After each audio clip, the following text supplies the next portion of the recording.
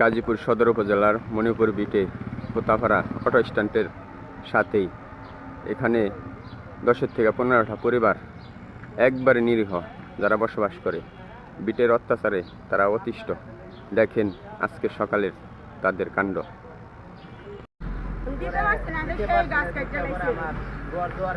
টেহা দিতে পারেন নাই তো গাছ কাটবো কে?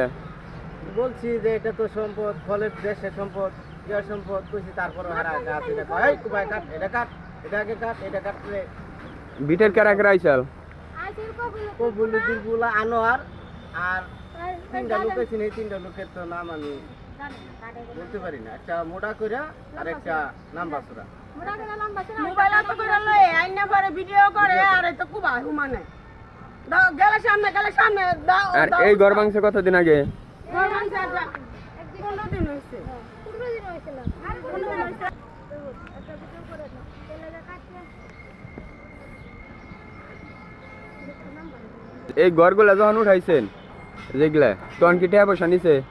এরিয়া নিছিন 10,000 টাকা দিছিলাম। 10,000 টাকা দিয়া পরে তাও মানছে না। পরে আমি সাংবাদিক মুসারাই না তাও পরে ঘর থেকে গেছি। টাকা কারে দিছেন?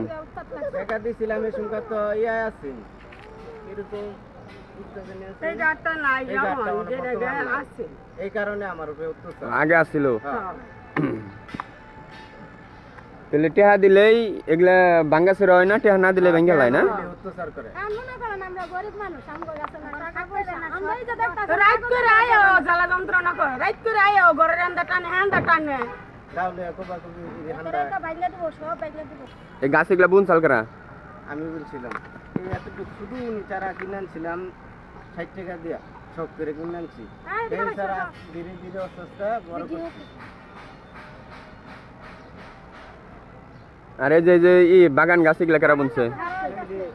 গাড়ারাই করছে তো মাঙ্গরে নি বাদ দেখি এই গাড়ারা বাগান লাগাইছে ওখানে এই যে অত্যাচার করে। যখন বাদ দিয়ে হইছিল তখন কি আপনারা টেহা দিছিলেন? না টাকা দিছিলাম।